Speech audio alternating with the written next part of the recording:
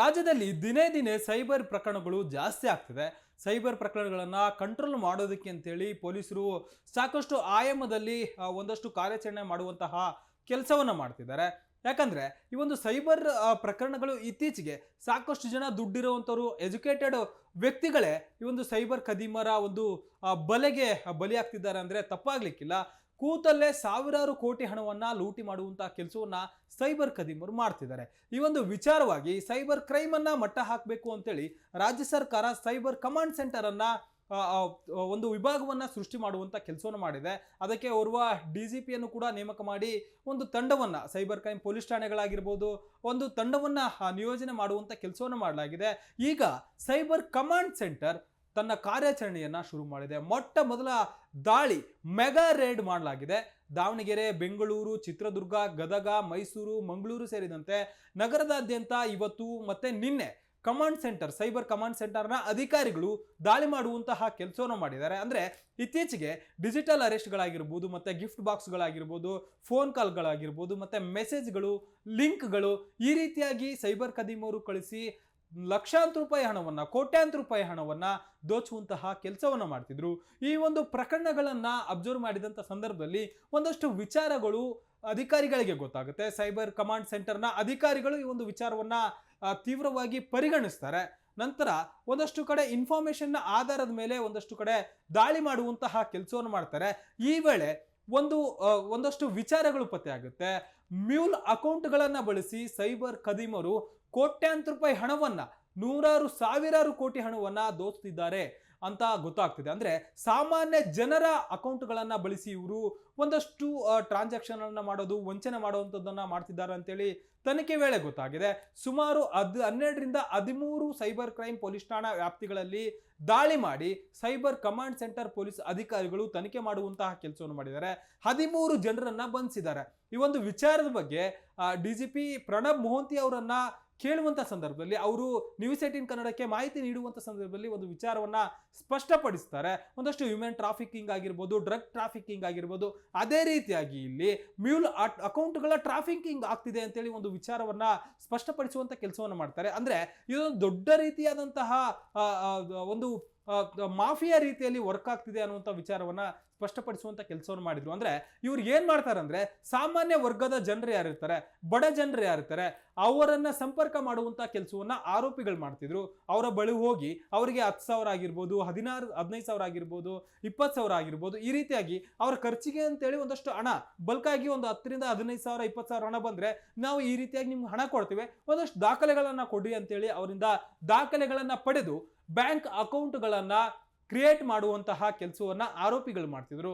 ಆ ಒಂದು ಮ್ಯೂಲ್ ಅಕೌಂಟ್ಗಳೇನಿದೆ ಅಂದ್ರೆ ಬೇರೊಬ್ಬರ ಹೆಸರಲ್ಲಿ ಅವುಗಳನ್ನ ಕ್ರಿಯೇಟ್ ಮಾಡಿ ಯಾರು ಸೈಬರ್ ಖದೀಮರು ಇರ್ತಾರಲ್ಲ ಅವರಿಗೆ ಮಾರಾಟ ಮಾಡುವಂತಹ ಕೆಲಸವನ್ನ ಆರೋಪಿಗಳು ಮಾಡ್ತಿದ್ರು. ಅಂದ್ರೆ ಇದು ಯಾವ ರೀತಿ ವರ್ಕೌಟ್ ಆಗುತ್ತೆ ಅಂದ್ರೆ ಈಗ ಜನರ ಅಕೌಂಟ್ಗಳನ್ನ ಓಪನ್ ಮಾಡ್ಕೊಂಡು ಬಂದಂತ ಸಂದರ್ಭದಲ್ಲಿ ಇವರ ಆರೋಪಿಗಳೇನಿದ್ದಾರೆ ಇವರು ಸೈಬರ್ ಖದೀಮರು ಯಾರಿದಾರಲ್ಲ, ಅಂದ್ರೆ ಜನರಿಗೆ ಕಾಲ್ ಮಾಡೋದಾಗಿರ್ಬೋದು, ಡಿಜಿಟಲ್ ಅರೆಸ್ಟ್ ಅಂತೇಳಿ ಎದುರಿಸೋದಾಗಿರ್ಬೋದು, ಬೆದರಿಸೋದಾಗಿರ್ಬೋದು, ಪೊಲೀಸರು ಅಂತೇಳಿ, CBI ಅಧಿಕಾರಿಗಳಂತೇಳಿ ಯಾರಿಂದ ಬೆದರಿಸಿ ಅವರಿಂದ ಅಕೌಂಟ್ಗಳಿಗೆ ಹಣವನ್ನು ಹಾಕೊಂತಾರಲ್ಲ, ಈ ಒಂದು ಅಕೌಂಟ್ಗಳಿಗೆ ಹಣ ಹಾಕಿಸ್ಕೊಳ್ಳುವಂತ ಕೆಲಸವನ್ನ ಸೈಬರ್ ಖದೀಮರು ಮಾಡ್ತಿದ್ರು. ಅವರಿಗೆ ಮಿಡಲ್ ಪರ್ಸನ್ಗಳಾಗಿ ಒಂದು ರೀತಿ ಮಿಡಲ್ ಪರ್ಸನ್ಗಳಾಗಿ ಈ ಒಂದು ಆರೋಪಿಗಳು ಮಾಡ್ತಿದ್ರು. ಒಬ್ಬರಲ್ಲ ಇಬ್ಬರಲ್ಲ, ಒಂದೊಂದು ಅಕೌಂಟ್ಗಳನ್ನ ಬೇರೆ ಬೇರೆ ಸೈಬರ್ ಖದೀಮರಿಗೂ ಕೂಡ ಇವರು ಮಾರಾಟ ಮಾಡ್ತಿದ್ರು ಅನ್ನುವಂಥದ್ದು ಗೊತ್ತಾಗಿದೆ.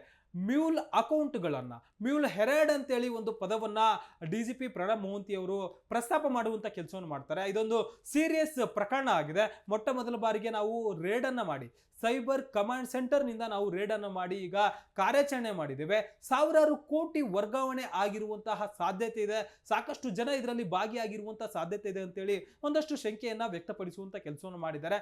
ಈ ಒಂದು ಪ್ರಕರಣದಲ್ಲಿ ಇನ್ನೂ ಸಾಕಷ್ಟು ಜನ ಇದ್ದಾರೆ.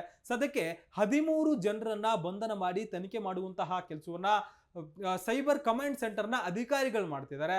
ನಿನ್ನೆಯಿಂದಲೂ ಕೂಡ ದಾಳಿ ಮುಂದುವರೆದಿದೆ. ಬೇರೆ ಬೇರೆ ಭಾಗಗಳಲ್ಲಿ ಎಲ್ಲೆಲ್ಲಿ ಅನುಮಾನಾಸ್ಪದ ಜಾಗಗಳಿದಾವೆ ಅಲ್ಲೆಲ್ಲವೂ ಕೂಡ ದಾಳಿ ಮಾಡುವಂತ ಕೆಲಸವನ್ನು ಮಾಡ್ತಿದ್ದಾರೆ. ಸಾಮಾನ್ಯ ಜನರನ್ನ ಇವರು ಸಂಪರ್ಕ ಮಾಡ್ತಾರೆ.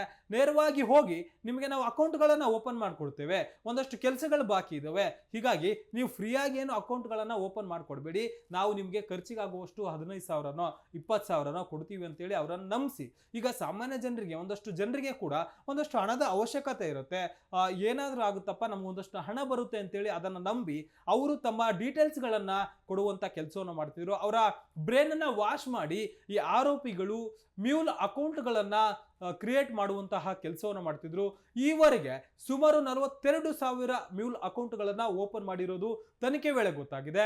42,000 ಅಕೌಂಟ್ಗಳಂದ್ರೆ ಕೋಟ್ಯಾಂತರ ರೂಪಾಯಿ ಹಣವನ್ನ ಇಲ್ಲಿ ದೋಚಿರೋದು ಗೊತ್ತಾಗ್ತಿದೆ. ಸಾಕಷ್ಟು ವ್ಯವಹಾರಗಳು ನಡೆದಿರೋದು ಕೂಡ ಗೊತ್ತಾಗಿದೆ. ಹೀಗಾಗಿ ಈ ಒಂದು ಪ್ರಕರಣವನ್ನ ಗಂಭೀರವಾಗಿ ಪರಿಗಣಿಸಿರುವಂತಹ ಸೈಬರ್ ಕಮಾಂಡ್ ಸೆಂಟರ್ನ ಅಧಿಕಾರಿಗಳು ತೀವ್ರ ತನಿಖೆ ಮಾಡುವಂತಹ ಕೆಲಸವನ್ನು ಮಾಡ್ತಿದ್ದಾರೆ. ಈ ಒಂದು ಪ್ರಕರಣದಲ್ಲಿ ಸಾಕಷ್ಟು ಜನ ಭಾಗಿಯಾಗಿರುವಂತಹ ಸಾಧ್ಯತೆ ಇದೆ. ಬ್ಯಾಂಕ್ನ ಅಧಿಕಾರಿಗಳು ಕೂಡ, ಯಾಕಂದ್ರೆ ಬ್ಯಾಂಕ್ನ ಅಧಿಕಾರಿಗಳ ಒಂದು ಗಮನಕ್ಕೆ ಇಲ್ಲದಂತೆ KYCಯನ್ನ ಅಪ್ಡೇಟ್ ಮಾಡೋದಕ್ಕೆ ಆಗೋದಿಲ್ಲ. ಹೀಗಾಗಿ ಈ ರೀತಿಯಾದಂತಹ ಒಂದಷ್ಟು ವಿಚಾರಗಳನ್ನು ಕೂಡ ತನಿಖೆ ಮಾಡುವಂತಹ ಕೆಲಸವನ್ನ ಅಧಿಕಾರಿಗಳು ಮಾಡ್ತಿದ್ದಾರೆ. ಮತ್ತೆ ಬೇರೆ ಬೇರೆಯವರಿಗೂ ಕೂಡ ಈ ಒಂದು ಲಿಂಕ್ ಇದೆ. ಮತ್ತೆ ಸೈಬರ್ ಕದಿಮರು ಯಾರಿದಾರಲ್ಲ ಅವರನ್ನು ಕೂಡ ಟ್ರ್ಯಾಕ್ ಮಾಡುವಂತ ಕೆಲಸವನ್ನು ಮಾಡ್ತಿದ್ದಾರೆ. ಈ 13 ಜನರಲ್ಲಿ ಕೆಲ ಸೈಬರ್ ಕದಿಮರನ್ನು ಕೂಡ ಬಂಧಿಸುವಂತ ಕೆಲಸವನ್ನ ಪೊಲೀಸರು ಮಾಡಿದ್ದಾರೆ. ಅಂದ್ರೆ ಸೈಬರ್ ಕಮಾಂಡ್ ಸೆಂಟರ್ನ ಅಧಿಕಾರಿಗಳು ಮಾಡಿದ್ದಾರೆ. ಇದರ ಜೊತೆಗೆ ಬೇರೆ ಬೇರೆ ಲಿಂಕ್ ಅನ್ನು ಕೂಡ ಪತ್ತೆ ಹಚ್ಚುವಂತ ಕೆಲಸವನ್ನ ಇಲ್ಲಿ ಅಧಿಕಾರಿಗಳು ಮಾಡ್ತಿದ್ದಾರೆ. ಹೆಚ್ಚಿನ ತನಿಖೆಯನ್ನ ಮಾಡುವಂತ ಕೆಲಸವನ್ನ ಮಾಡಲಾಗ್ತಿದೆ.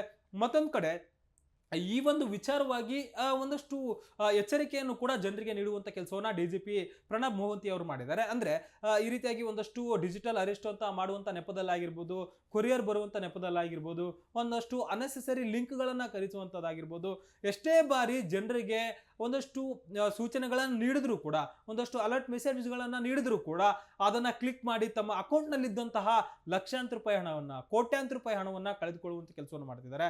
ಜೊತೆಗೆ ಎಸ್ಪೆಷಲಿ ಈ ಡಿಜಿಟಲ್ ಅರೆಸ್ಟ್ ಅನ್ನುವಂಥದ್ದಕ್ಕೆ ಸಾಕಷ್ಟು ಜನ ಬಲಿಯಾಗ್ತಿದ್ದಾರೆ. ಹೆದರಿ ನಮ್ಮನ್ನ ಅರೆಸ್ಟ್ ಮಾಡ್ತಾರೆ ಅಂತ ಹೇಳಿದ್ರಿ. ಯಾಕಂದ್ರೆ ಆರೋಪಿಗಳು ಕೂತಲ್ಲೇ ವಿಡಿಯೋ ಕಾಲ್ ಮಾಡೋದಾಗಿರ್ಬೋದು, ಈ ಮೂಲಕ ಮಾಡಿ ಸುಮಾರು ಬಾರಿ ಎದುರಿಸ್ತಾರೆ. ನಾವು CBI ಅಧಿಕಾರಿಗಳು, ನಾವು IT ಅಧಿಕಾರಿಗಳು, ನಾವು ED ಅಧಿಕಾರಿಗಳು ಅಂತೇಳಿ, ನಾವು ಮುಂಬೈ ಪೊಲೀಸರು ಅಂತೇಳಿ ಜನರಿಗೆ ಎದುರಿಸ್ತಾರೆ.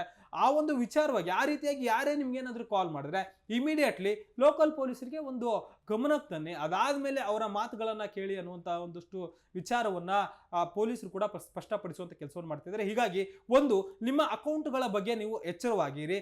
ಜೊತೆಗೆ ಯಾರೇ ಅನ್ನೋನ್ ಪರ್ಸನ್ಗಳು, ನಾವು ಆಫೀಸರ್ಸ್ಗಳು ಅಂತೇಳಿ ಕಾಲ್ ಮಾಡಿದ್ರೆ ಅದ್ರ ಬಗ್ಗೆ ಒಂದು ಸ್ವಲ್ಪ ಎಚ್ಚರವಾಗಿರೋದು ಒಳಿತು. ಇದೇ ರೀತಿಯಾದಂತಹ ಡಿಜಿಟಲ್ ಕಂಟೆಂಟ್ಗಳಿಗೆ News18 ಕನ್ನಡವನ್ನ ಫಾಲೋ ಮಾಡಿ. ಸೋಷಿಯಲ್ ಮೀಡಿಯಾದ ಎಲ್ಲಾ ಪೇಜ್ಗಳಲ್ಲೂ ಕೂಡ, ಅಂದ್ರೆ Instagram, X ಮತ್ತೆ ಫೇಸ್ಬುಕ್ನಲ್ಲಿ ನಮ್ಮ ಪೇಜ್ ಅವೈಲೇಬಲ್ ಇದೆ. ಅಲ್ಲಿ ಫಾಲೋ ಮಾಡಿ ನೀವು ನಮ್ಮ ಕಂಟೆಂಟ್ಗಳನ್ನು ಫಾಲೋ ಮಾಡ್ಬೋದು. ಇದರ ಜೊತೆಗೆ ಯೂಟ್ಯೂಬ್ ಚಾನಲ್ ಕೂಡ ಇದೆ. News18 ಕನ್ನಡದ ಯೂಟ್ಯೂಬ್ ಚಾನಲ್ ಅನ್ನು ಕೂಡ ನೀವು ಸಬ್ಸ್ಕ್ರೈಬ್ ಮಾಡಿ, ಶೇರ್ ಮಾಡಿ, ಲೈಕ್ ಮಾಡಿ. ಕ್ಯಾಮರಾ ಪರ್ಸನ್ ಕೊಂಡಯ್ಯ ಜೊತೆ ಮಾದೇಶ್, News18 ಕನ್ನಡ, ಬೆಂಗಳೂರು. ನಿರ್ಭೀತ, ನಿಷ್ಪಕ್ಷಪಾತ, ವಿಶ್ವಾಸಾರ್ಹ ಸುದ್ದಿಗಳಿಗೆ ಮತ್ತೊಂದು ಹೆಸರಾಗಿರೋ News18 ಕನ್ನಡ ಈಗ ಆಪ್ನಲ್ಲೂ ಲಭ್ಯ ಇದೆ. ದಯವಿಟ್ಟು ಇಲ್ಲಿರೋ QR ಕೋಡ್ ಅನ್ನ ಸ್ಕ್ಯಾನ್ ಮಾಡಿಕೊಂಡು ಆಪ್ ಡೌನ್ಲೋಡ್ ಮಾಡೋದಕ್ಕೆ ಮರಿಬೇಡಿ. ನಿಮ್ಮ ಬೆಂಬಲ ಹೀಗೆ ಸದಾ ನಮ್ಮೊಂದಿಗಿರಲಿ. ಧನ್ಯವಾದ.